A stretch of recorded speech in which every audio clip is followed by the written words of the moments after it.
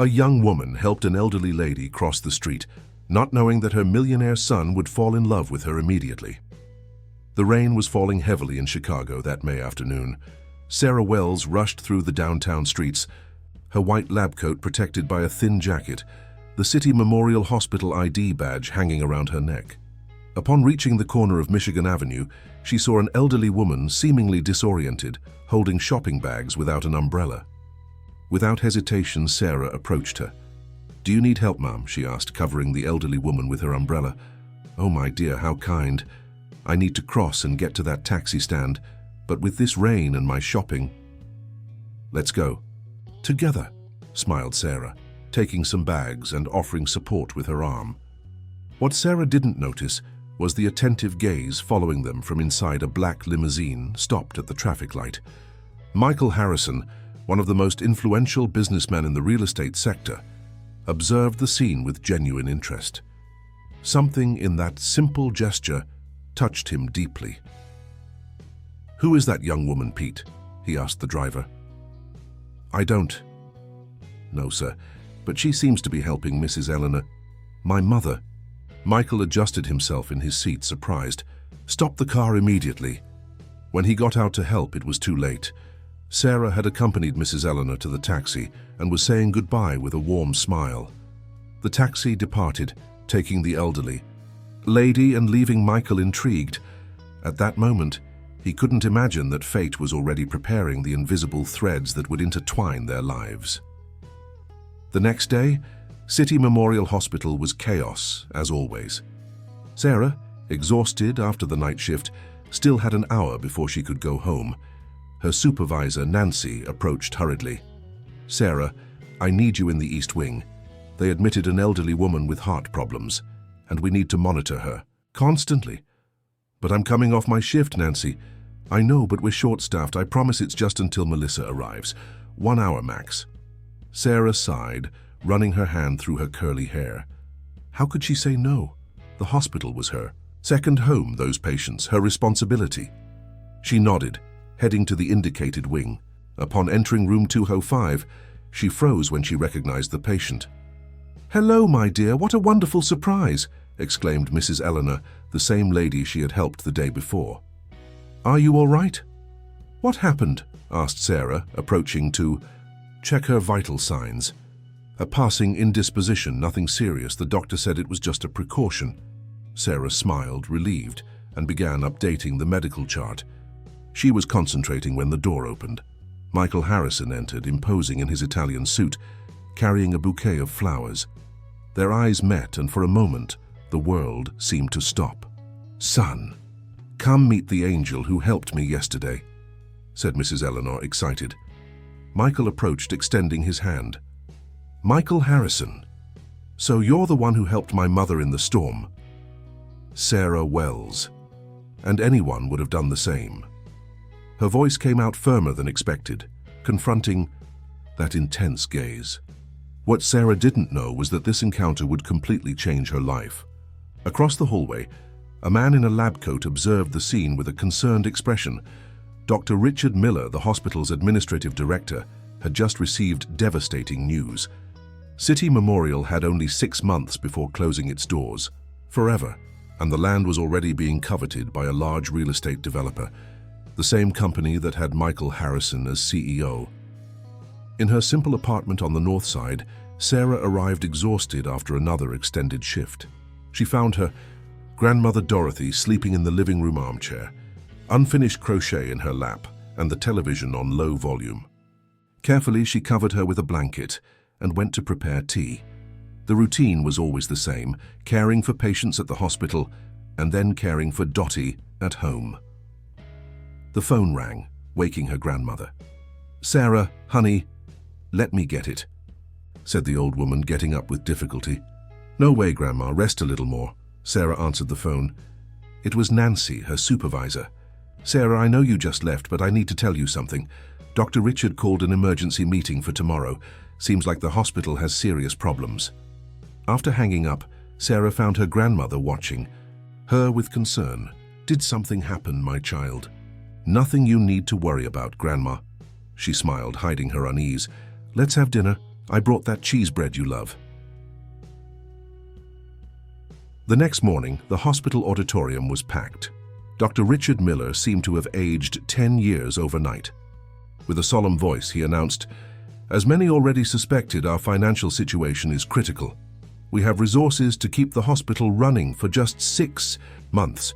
After that period, if we don't secure investment, City Memorial will close permanently." A murmur of indignation ran through the room. Sarah felt a lump in her throat.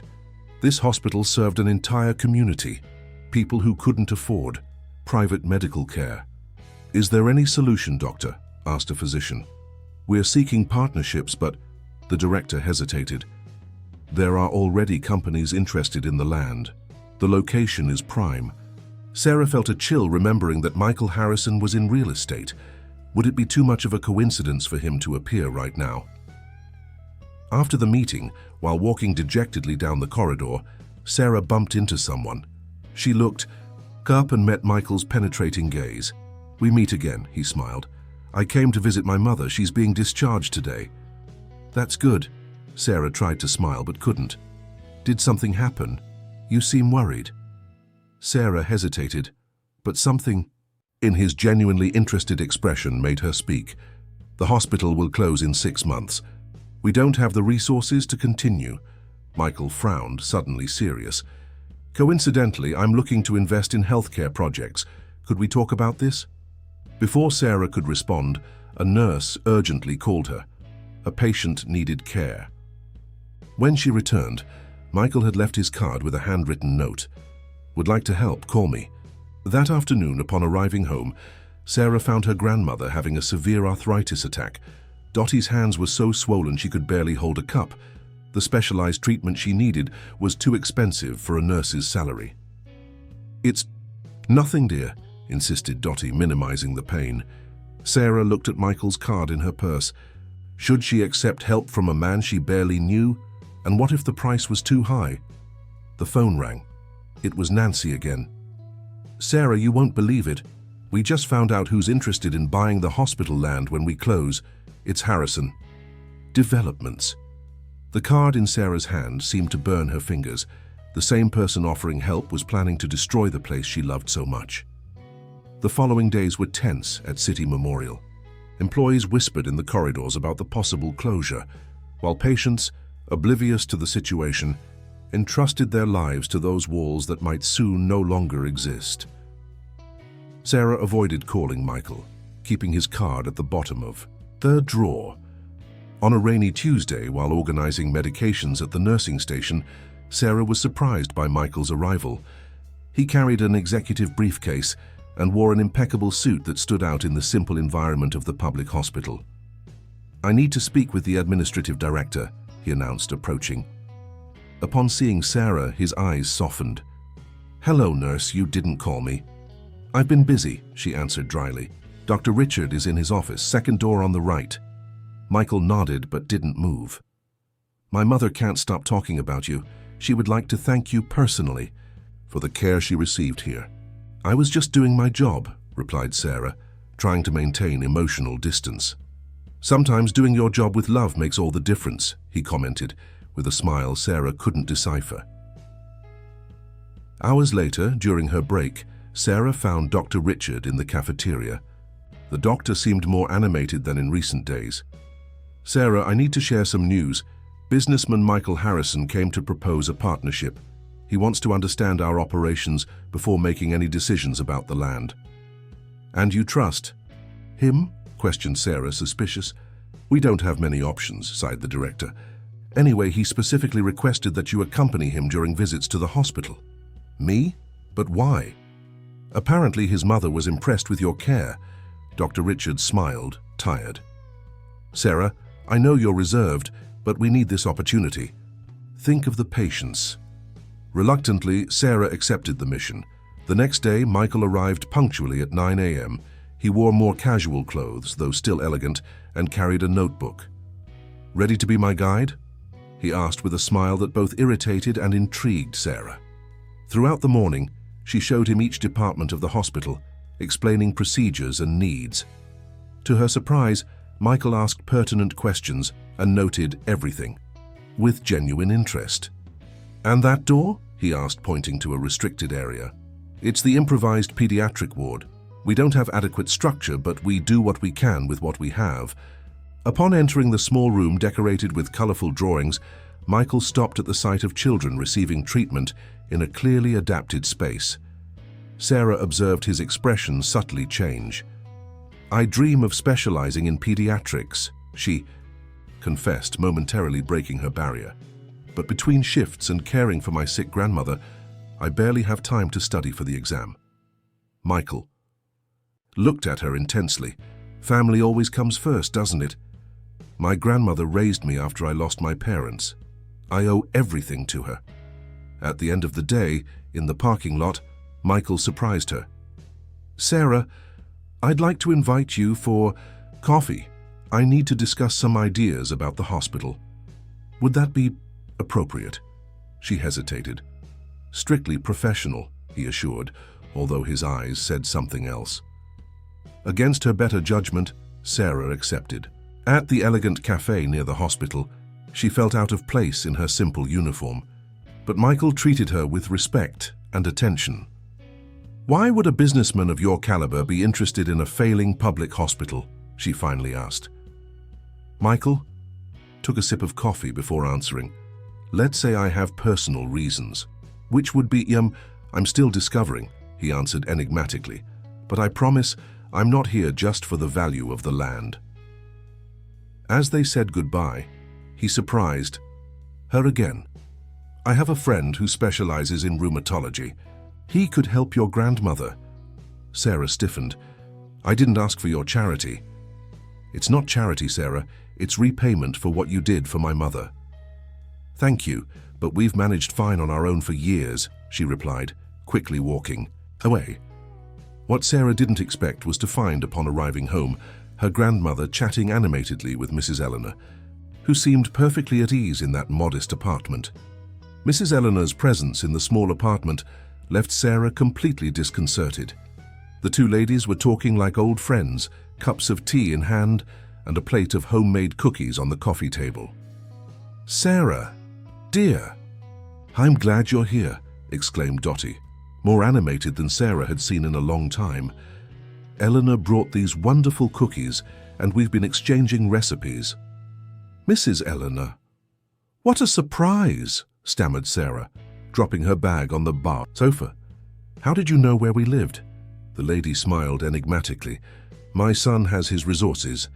I hope you don't mind my unexpected visit, but since I was discharged, I couldn't stop thinking about how to properly thank you for your care." Sarah noticed something familiar in Mrs. Eleanor's smile. The same charming and determined expression that Michael displayed when he wanted something. "Like son, like mother?" "Does your son know you're here?" asked Sarah, trying to hide the discomfort in her voice. "It was his idea, actually. But don't worry, I didn't come with ulterior motives." Eleanor gently placed her cup down. "I just thought it would be good for your grandmother to have company while you work those endless shifts." Sarah noticed how her grandmother seemed revitalized by the visit. Dottie rarely received company, besides occasional neighbors and her own granddaughter. Her eyes sparkled as she talked with Eleanor. "Your grandmother told me about your dream of specializing in pediatrics," commented Eleanor. "I've always admired those who work with children. There's something special about healing the little ones, don't you think?" Sarah nodded, surprised that her grandmother had shared something so personal. She sat with them, still suspicious, but gradually surrendering to Mrs. Eleanor's genuine charm. A week later, the hospital was buzzing with preparations for the traditional annual fundraiser. It was a community celebration that helped raise funds with food stalls, cultural presentations, and bingo. This year, the urgency was even greater, given the threat of closure. "We need to make the biggest festival of all time," announced Dr. Richard in a meeting. "We've invited local businessmen and politicians. It's our chance to show the importance of City Memorial to the community." Sarah was coordinating the nursing team when she saw Michael entering the main hall, accompanied by other executives in suits. He immediately located her and walked in her direction. "Good morning, Sarah. I came to see how I can contribute to the festival." Did you really come to help or just to evaluate the land more closely? She provoked, unable to contain her tongue. Instead of being offended, Michael smiled. Maybe a bit of both, but mainly, he hesitated, I wanted to see you again. Sarah felt her face heat up. We need volunteers for the booths, she responded professionally, ignoring the comment. Count me in. And my team too, he offered, signaling to the men accompanying him.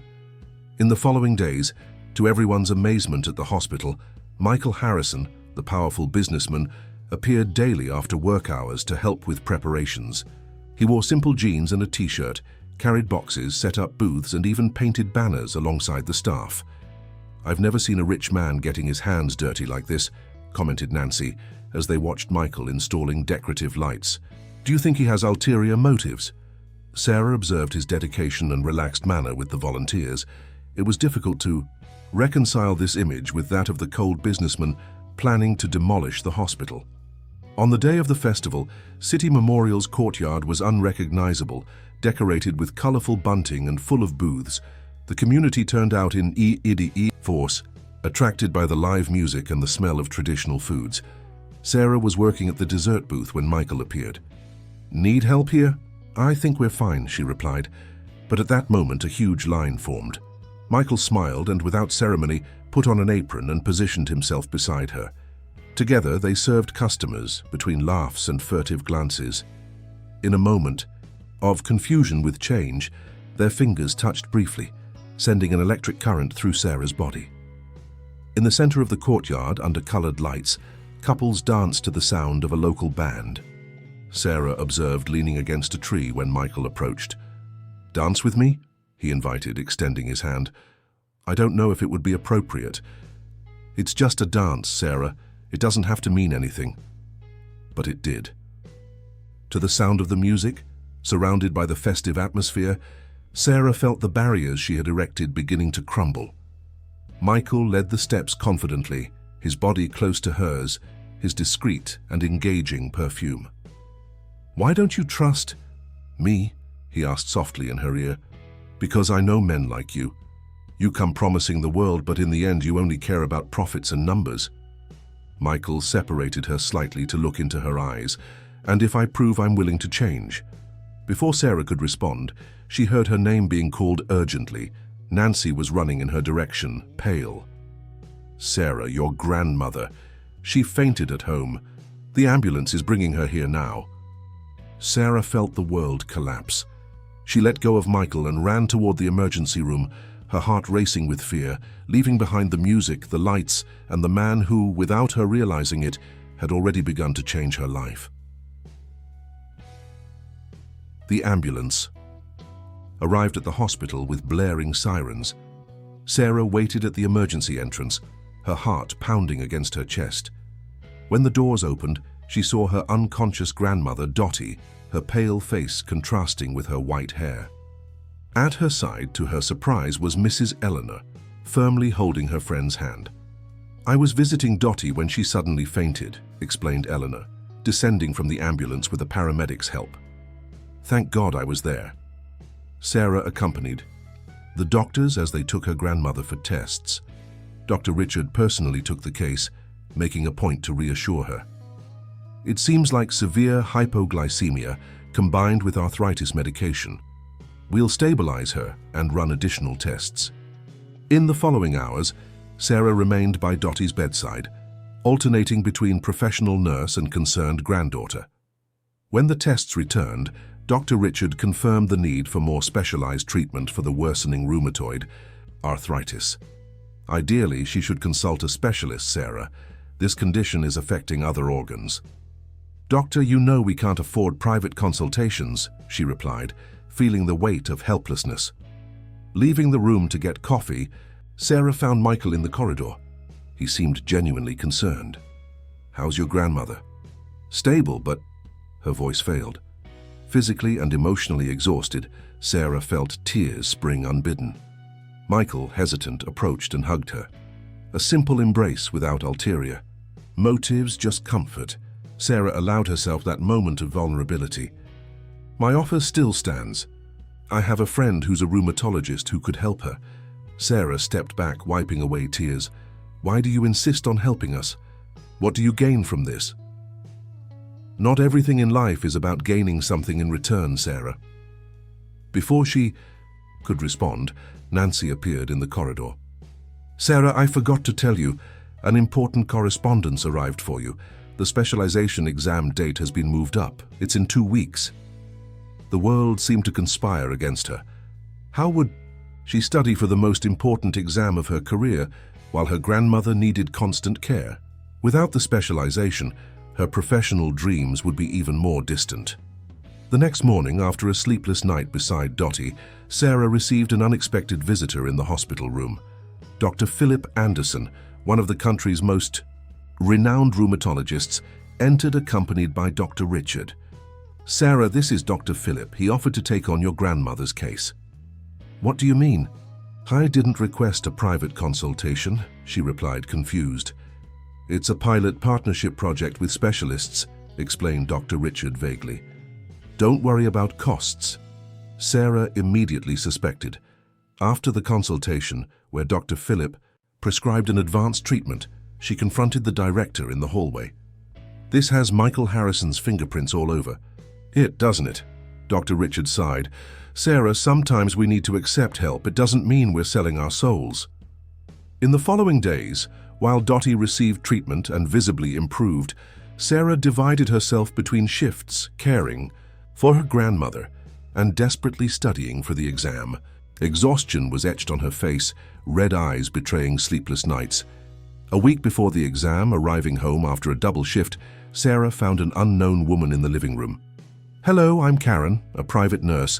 Mrs. Eleanor hired me to care for Dottie while you work or study. What? No, we don't need... Sarah began to protest, but Dottie interrupted her. Sarah Wells, enough stubbornness. You need to study for that exam. Eleanor and I decided that Karen will stay here for 2 weeks. And don't worry, Eleanor insisted it's a gift for me, not for you. Cornered by her grandmother's determination, Sarah reluctantly accepted. In the following nights, with Dottie well cared for by Karen, she managed to focus on her studies. Her table was soon covered with books, notes, and coffee cups. On the eve of the exam, late at night, the doorbell rang. Sarah opened the door, surprised to find Michael. Sorry for the hour. I heard your exam is tomorrow and thought you might need this. He handed her a package. These are summaries and previous questions I got from doctor friends. I thought they might help. Sarah was speechless, her heart beating rapidly. This man continued to surprise her. Against all her principles, she felt a pang of affection growing. Thank you. Would you like to come in for coffee? Michael smiled, that smile that lit up his eyes. I'd love to, but you need to rest for tomorrow. I just came to wish you good luck. As he turned to leave, he added, Oh, and Sarah, I trust you'll ace this exam. In that moment, something changed inside her. As she watched Michael disappear into the night, Sarah realized that perhaps she had been judging him prematurely. Perhaps there were multiple layers to this businessman that she still needed to discover. And for the first time, she felt like knowing them all. The specialization exam was exhausting. Sarah left the test room with the feeling she had done her best, but anxiety about the results was already gnawing at her stomach. On her way to the hospital, where she would do her night shift, all she could think about was the mountain of complex questions she had to solve, that and the strange kindness Michael Harrison had been showing. How was the exam? Asked Nancy, as soon as Sarah arrived at the nursing station. Hard to say. I did what I could, she replied, storing her bag in the locker. How are the patients? Stable. Oh, and your grandmother called. She said she's feeling much better and that nurse, Karen, makes cornbread that rivals hers. Sarah smiled, relieved. The specialized treatment was taking effect, and having Karen at home ensured that Dottie wasn't alone. Still, something bothered Sarah. All that help coming from Michael and Mrs. Eleanor seemed too calculated. During her night rounds, Sarah quietly entered room 203 to check an elderly patient's IV. To her surprise, she found Michael sitting beside the bed, reading in a low voice to the sleeping man. What are you doing here at this Hour? She asked, astonished. Michael looked up from the book, equally surprised. Sarah, I thought you'd be taking your exam. It's finished. I'm on shift now. She approached, curious. You didn't answer my question.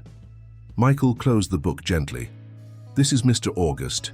He was a driver at my father's company for many years. I heard he was hospitalized and came to visit. Since he sleeps early, I just stayed reading a bit. Sarah observed the sleeping man and then Michael. That scene didn't match the image she had constructed of the ruthless businessman. Do you always visit former employees in the hospital? Whenever I can, he smiled, that smile that was beginning to affect her pulse. My father taught me that. A company is made of people, not numbers. Curious because I heard you plan to transform this hospital into a luxury real estate development, countered Sarah, becoming defensive again. Michael's expression changed. Things aren't always what they seem, Sarah. Before they could continue the conversation, Nancy appeared at the door, breathless. Sarah, emergency at reception, multiple car accident, we need all hands available. The next hours were chaotic. Sarah immersed herself in work, coordinating the nursing team, running between stretchers, administering medications. When the situation finally stabilized, it was almost morning. Exhausted, she went to the break room for coffee and found Michael sitting alone, looking tired. You're still here? She asked, surprised. I helped as I could, carrying stretchers mainly. He extended a cup of coffee to her. I figured you'd need this. Sarah accepted, sitting heavily in the chair next to him. The silence between them was comfortable, something rare in her experience. Why are you doing all this, Michael? The visits, the help with my grandmother, now this.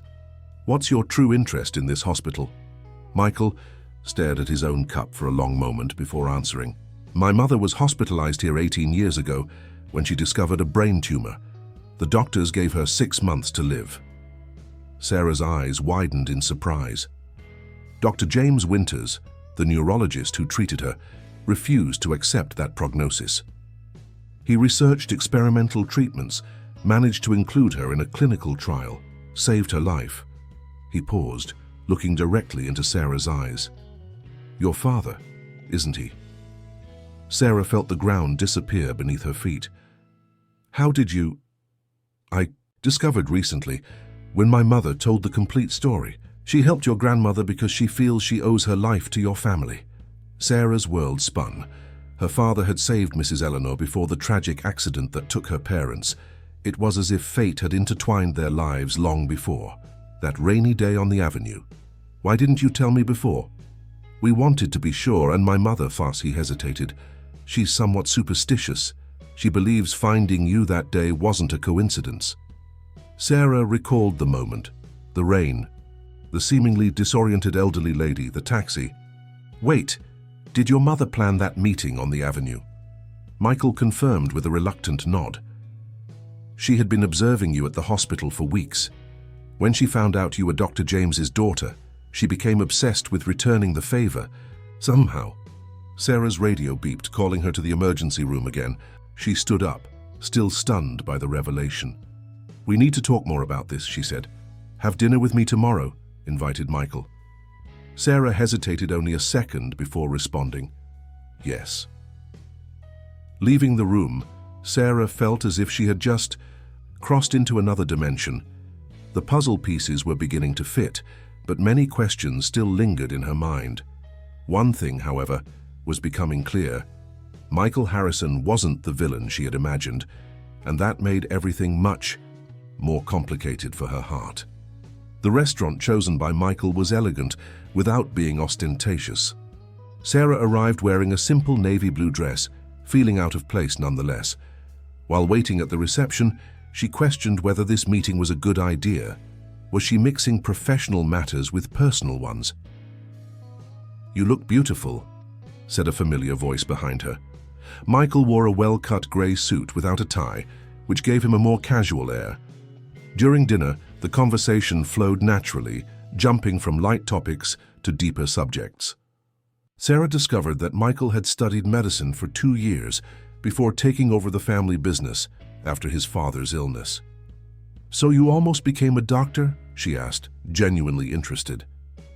It was my childhood dream.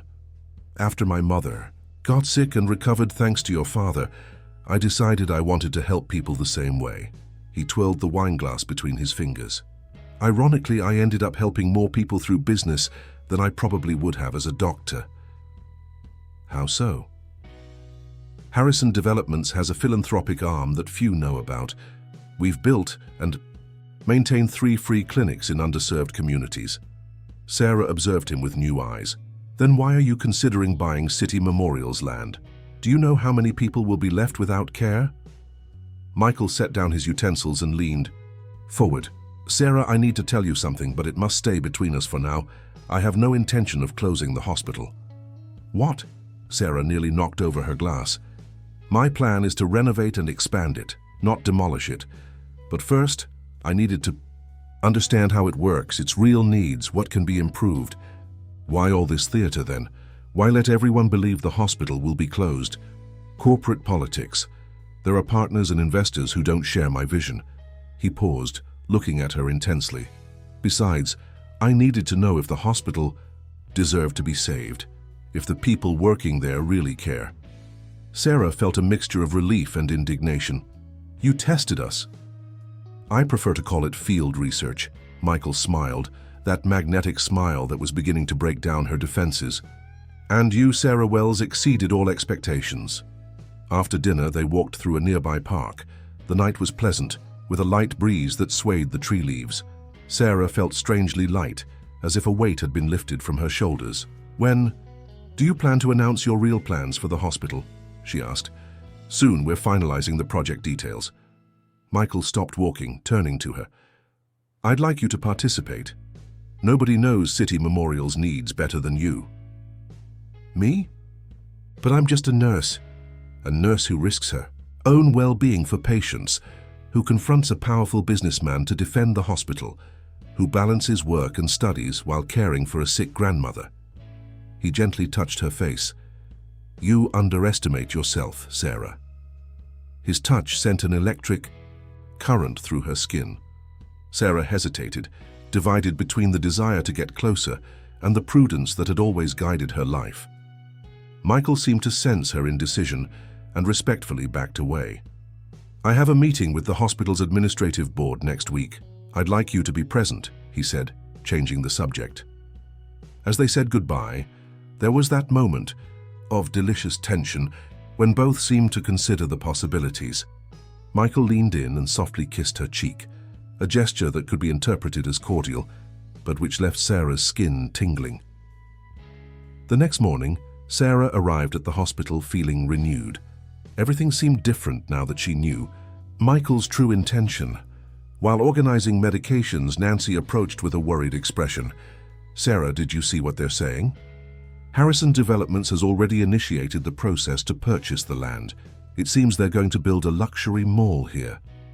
Sarah's blood froze. That can't be right. It's in the newspapers. Look. Nancy showed her the article on her cell phone. The headline was clear. Harrison Developments confirms new development on City Memorial Hospital site. The photo showed Michael shaking hands with investors in a formal meeting. There must be some mistake, murmured Sarah, feeling betrayed. At that moment, Dr. Richard appeared in the corridor, calling all staff for an urgent meeting. With a yee-hee, heavy heart, Sarah followed the group to the packed auditorium. The director took the stage, his expression somber.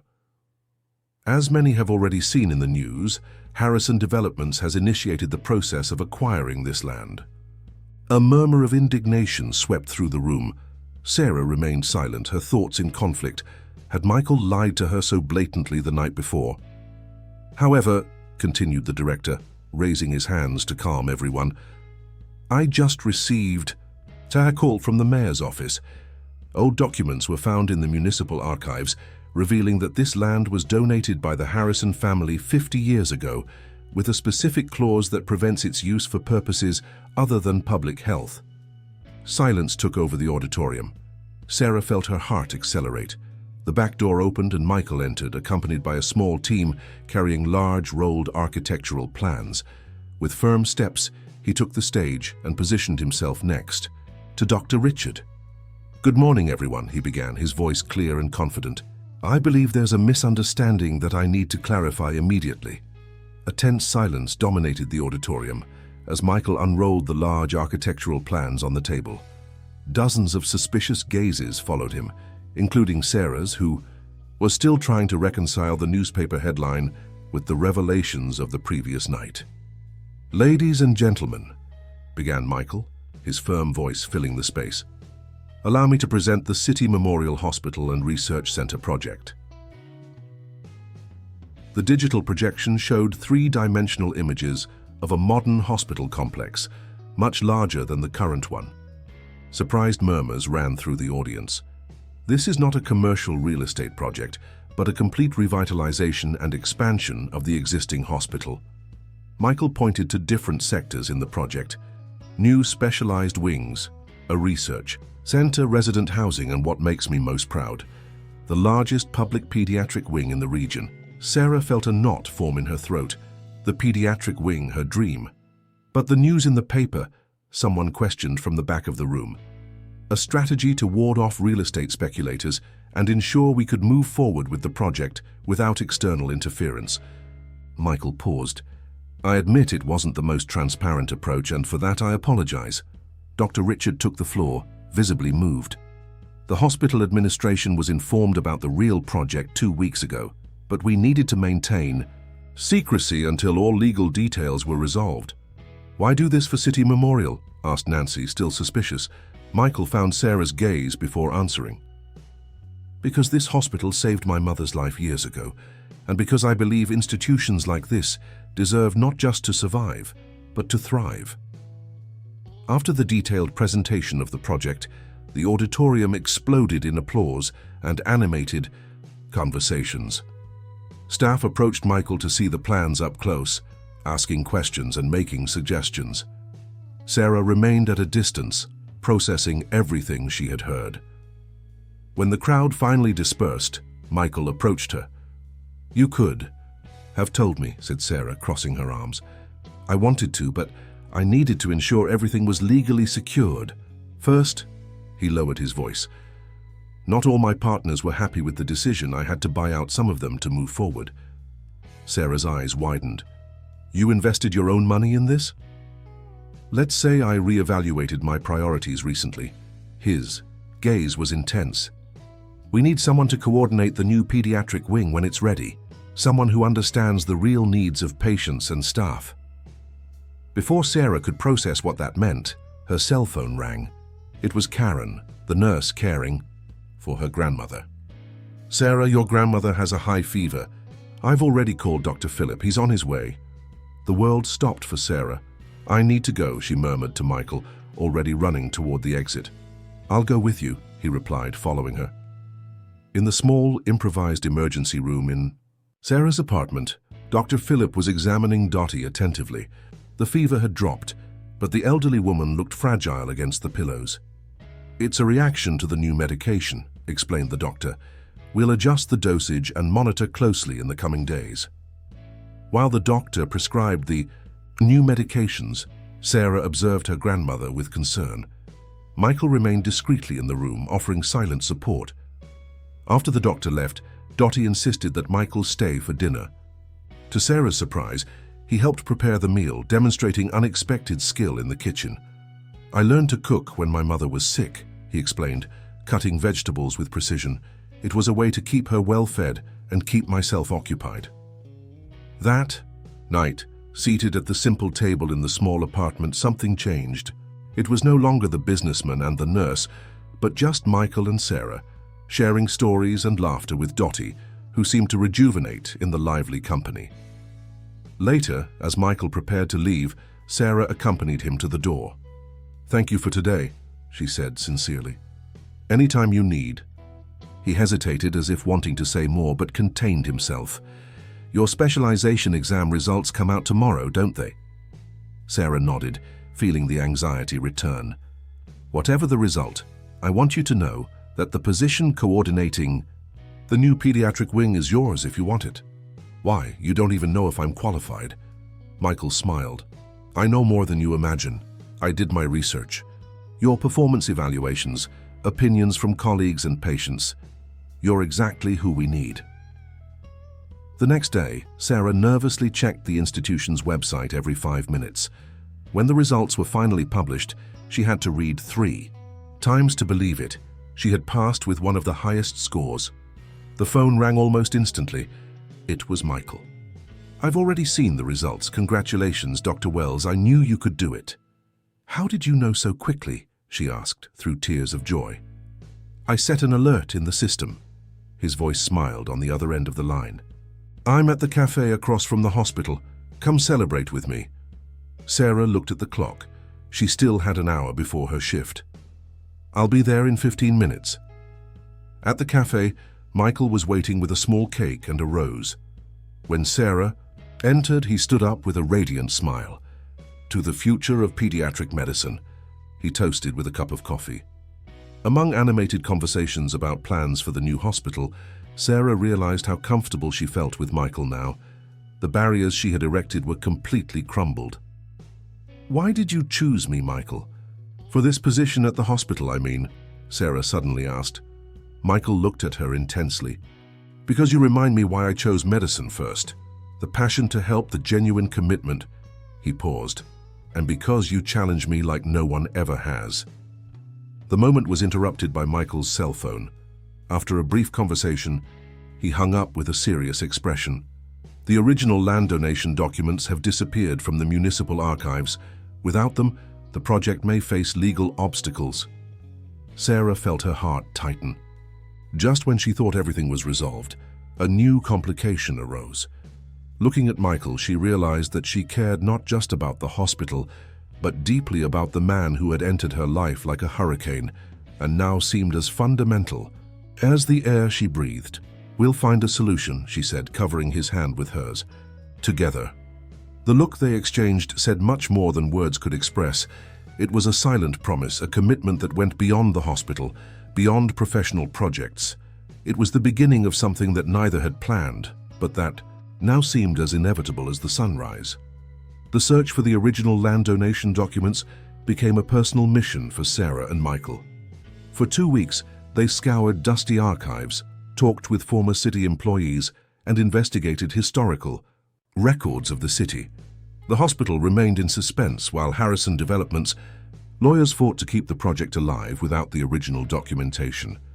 "We're at a dead end," sighed Michael as they reviewed some papers in the makeshift office in Sarah's home.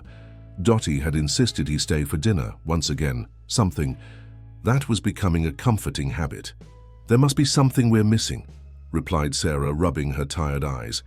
"If your family really made this donation with that specific clause, there must be a record somewhere." Michael's phone rang. It was his mother, Mrs. Eleanor. After a brief conversation, he hung up with an intrigued expression. "My mother wants us to come to her house tomorrow. She said she has something important to show us related to the hospital." On Sunday, Sarah accompanied Michael to the Harrison mansion in Lakeshore Heights.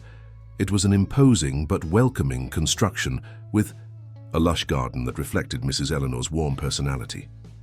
The lady received them in the library, an elegant room with floor-to-ceiling bookshelves.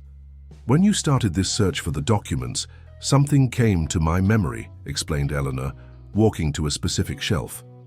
"My late husband, August Harrison, was meticulous with important documents." She pulled a thick book, revealing a small safe embedded in the wall behind. With fingers trembling from age, she turned the combination dial and opened the metal door. August always distrusted institutions. He kept copies of everything he considered valuable. She removed a yellowed envelope, including the original, donating the land to the municipality, with the clause that prevents its use for any purpose other than public health. Michael took the envelope with reverence. "Dad never mentioned this. Your father was a reserved man about his good deeds." Eleanor smiled nostalgically. "The donation was made in gratitude for the treatment your grandfather received at the old health post that existed on the site. Difficult times, when the family was still rebuilding its fortune after losses in the 1950s. Sarah observed the interaction between mother and son with emotion. There was so much of Michael's family history that she still didn't know. layers of complexity that made this man even more fascinating in her eyes. With the document in hand, the last legal barriers were overcome. A week later, the official presentation ceremony of the City Memorial Hospital renovation project took place in the packed auditorium. Michael, elegant in a navy blue suit, spoke passionately about the institution's importance to the community. "This is not just an architectural project, but a commitment to the future of public health in our city," he declared. "And I am pleased to announce that the new pediatric wing will bear the name of Dr. James Winters, a visionary doctor who saved countless lives, including my own mother's." Sarah, seated in the front row next to Dottie and Eleanor, felt tears flow freely. Hearing her father's name being honored that way was an indescribable emotion. After the ceremony, while guests circulated with champagne flutes, Michael approached Sarah. "I have a surprise for you," he said, leading her to an adjacent room. Inside, an international medical team was waiting. Michael made the introductions. "Sarah, these are Doctors Yamamoto and Ferreira, pioneering researchers in treatments for rheumatoid arthritis. They've agreed to include your grandmother in a promising clinical study." Sarah blinked, incredulous. "How did you—" "Dr. Philip mentioned that Dottie's case was ideal for the study. I just had to make some calls." He hesitated, suddenly insecure. "I hope you don't mind my interference." Instead of responding with words, Sarah did something that surprised them both. On impulse, she rose on tiptoes and kissed him. A brief kiss, but loaded with emotion, saying everything words couldn't express. When they separated, Sarah's cheeks were flushed. "I'm sorry, I—" "Don't apologize," murmured Michael, gently holding her face between his hands. "I've been wanting this for weeks." The second kiss was longer, deeper, as if they finally found what they were looking for without knowing it. The following months were intense. While the hospital renovation works advanced, Sarah divided her time between shifts, studies, caring for her grandmother, and planning meetings for the new pediatric wing. Michael was always present, offering support, ideas, and increasingly frequently moments of affection that naturally evolved into a relationship. Dottie, participating in the clinical study, showed surprising improvements. Her hands, previously constantly swollen, now managed to return to the crochet she loved so much. The friendship between her and Eleanor flourished, and it wasn't uncommon to find the two ladies conspiring about the future of their children, as they affectionately called Sarah and Michael. On a quiet afternoon, while supervising the construction of the new pediatric wing, Michael took Sarah's hand in his. "Did you know I believe in destiny?" he asked, watching workers install support beams. "I never imagined you'd be so romantic," teased Sarah with a smile. "Think about it. Your father saved my mother years ago. You helped my mother in the rain without knowing who she was. We find documents lost for decades. Everything connects in ways we couldn't plan." He looked at her intensely, as if we were destined to meet. A pragmatic businessman talking about destiny. Who would have thought? Sarah laughed softly, but she perfectly understood what he meant. So many coincidences couldn't be just chance. "I'm serious, Sarah."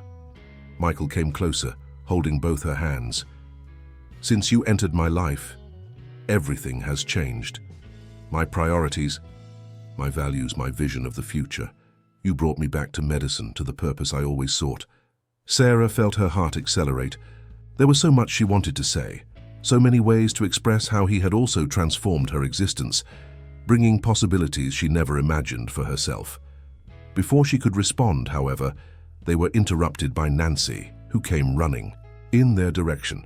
"Sarah, Michael, you won't believe it. The Department of Health just approved a partnership with the project. We're going to receive federal funding for the research center."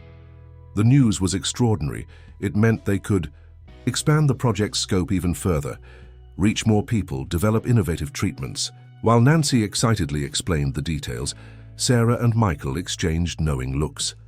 That interruption didn't matter. They would have all the time in the world to continue their conversation, to explore this new chapter they were beginning, to write together. 6 months had passed since the renovation work began at City Memorial Hospital. What was once a deteriorated building was now transforming into a modern hospital complex, with specialized wings, state-of-the-art equipment, and, Sarah's pride, the largest and best-equipped public pediatric wing in the region. It was a Sunday afternoon when Michael invited Sarah for a private visit to the completed works of the pediatric wing, before the official inauguration scheduled for the following week.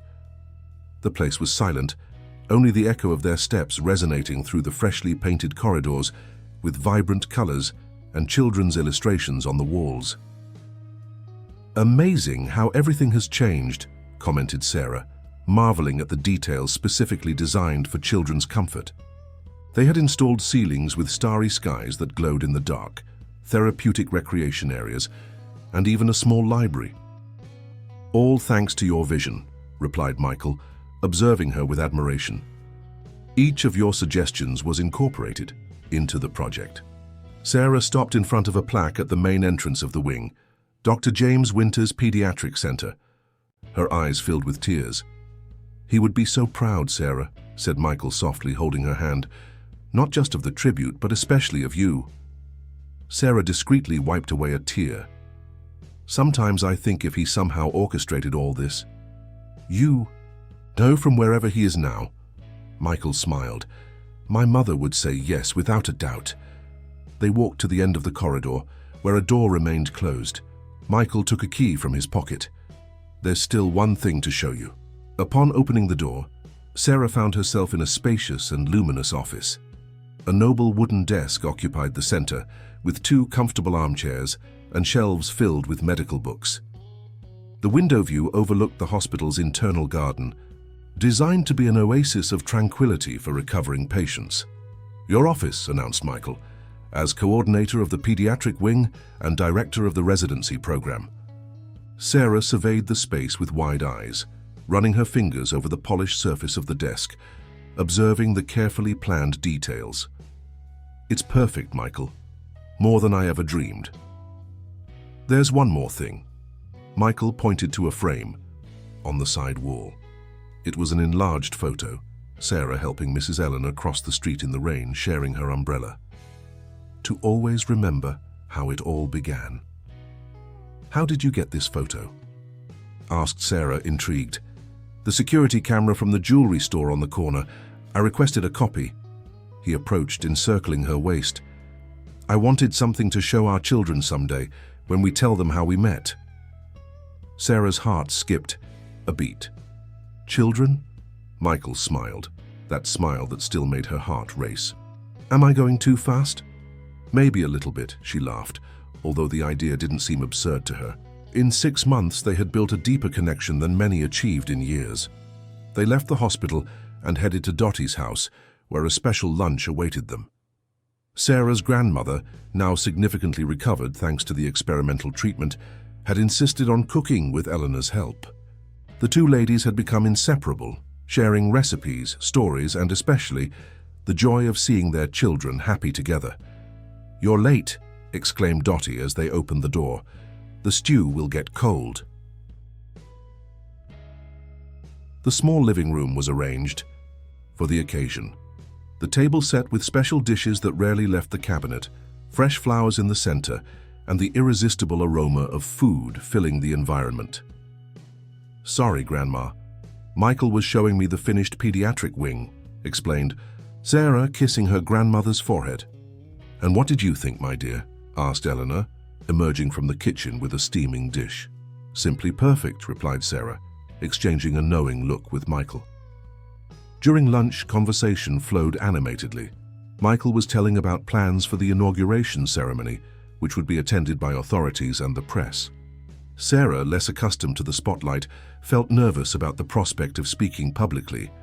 "Don't worry," reassured Michael, noticing her apprehension. "Just speak from the heart, as you always do." After dessert, a milk pudding that was Dottie's specialty, Michael surprised everyone by standing up solemnly. "I have an announcement to make," he declared, his voice firm. "As you know, the official inauguration of the new City Memorial Hospital will be next week. What you don't know is that besides the pediatric wing, We are launching the James and Claire Winters Foundation. Sarah choked on her coffee. What?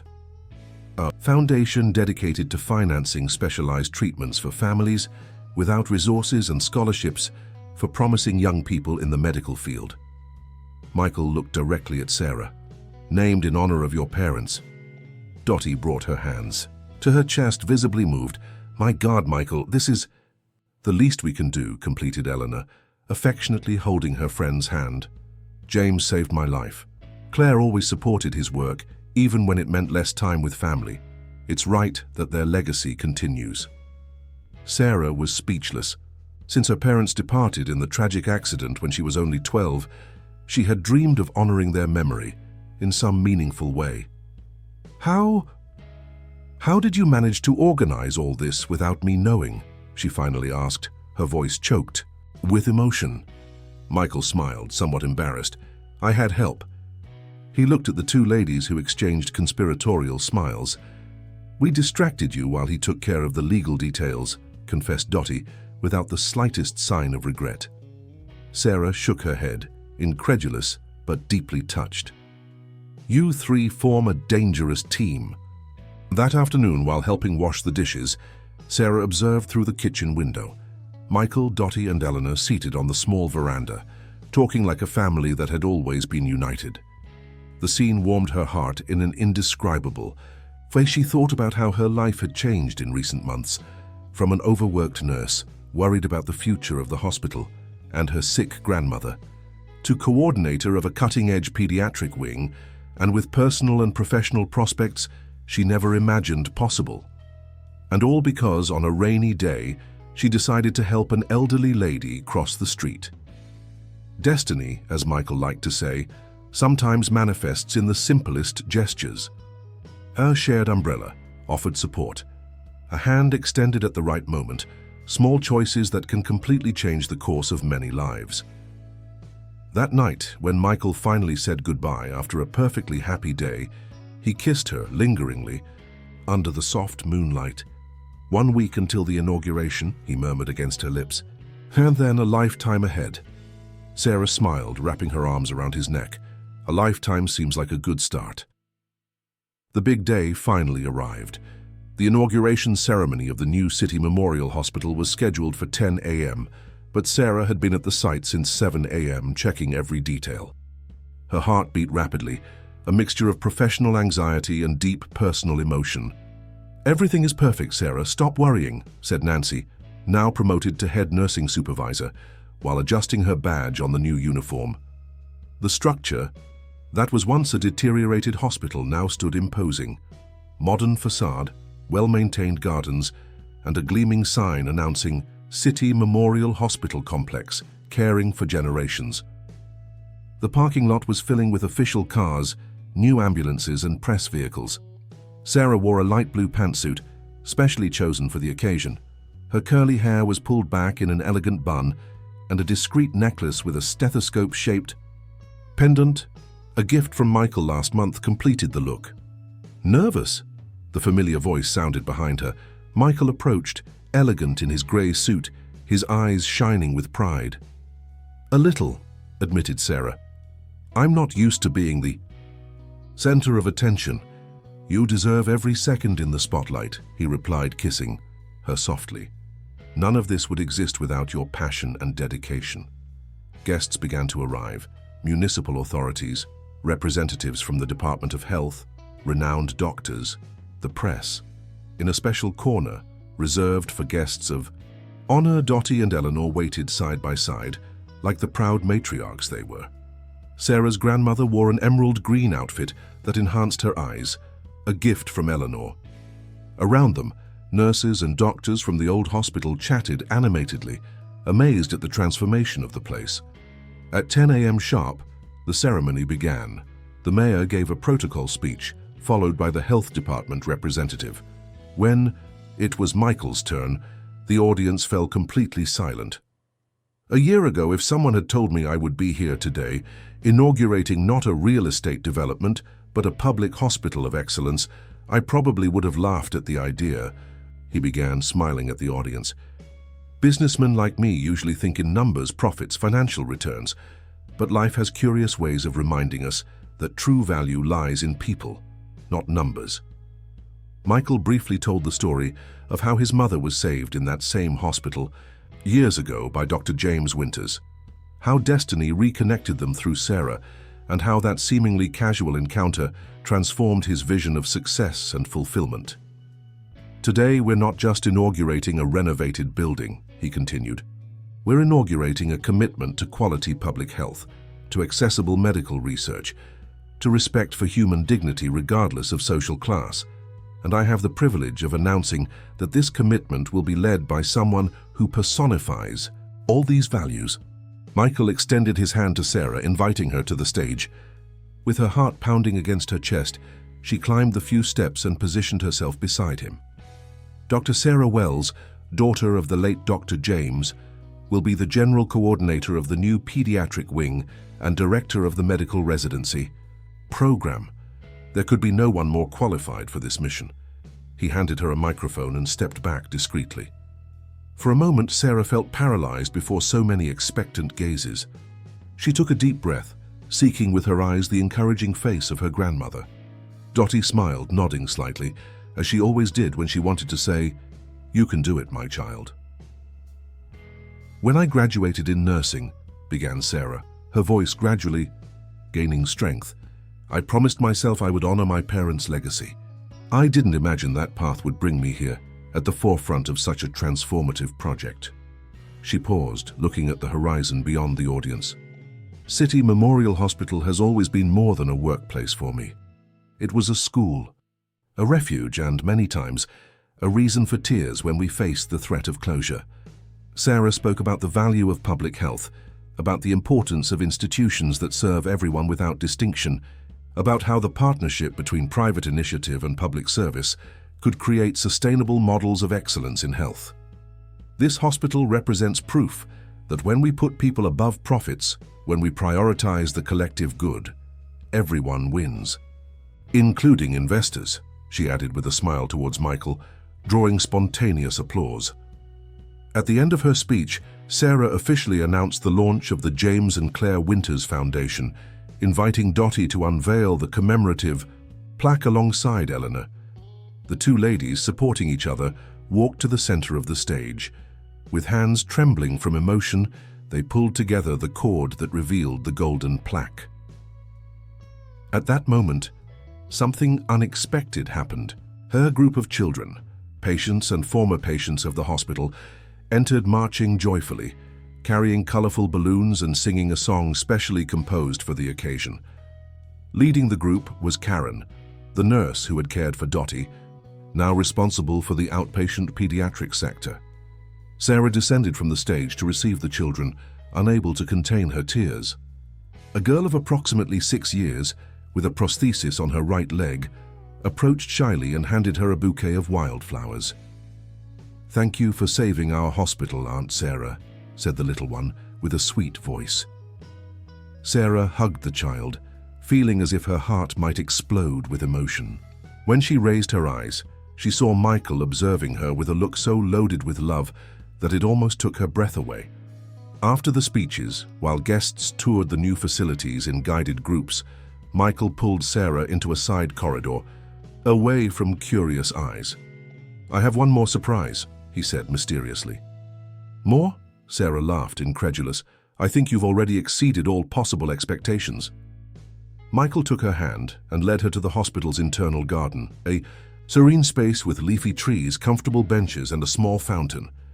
In the center, there was a structure, covered by a white cloth. "What is this?" asked Sarah, curious. "Something I commissioned especially for this day." With a gentle gesture, Michael removed the cloth, revealing a bronze sculpture, 2 intertwined hands, one smaller and delicate, the other older and wrinkled, symbolizing the meeting between generations and care. "It's beautiful," murmured Sarah, touching the metallic surface with reverence. "It represents the moment you helped my mother in the rain," explained Michael, "the moment that changed our destinies." Sarah looked at this man who had entered her life so unexpectedly and completely transformed her existence. It wasn't just the hospital that had been reborn. She herself felt renewed, strengthened, capable, of much bigger dreams than she had ever dared. "You know," she said, affectionately touching his face, "I always believed that small acts of kindness can change the world. I never imagined they would change mine." Michael smiled, that smile that still made her heart race as it did the first time. An act of kindness, a shared umbrella, an extended hand. He held her hands in his, and a lifetime ahead. In the sky, the sun shone intensely, illuminating the new hospital, promising better days not just for Sarah and Michael, but for an entire community that depended on that place to care for their health and renew their hopes. And it all began with a simple act of kindness on a rainy day when a young nurse decided to stop and help an elderly lady cross the street.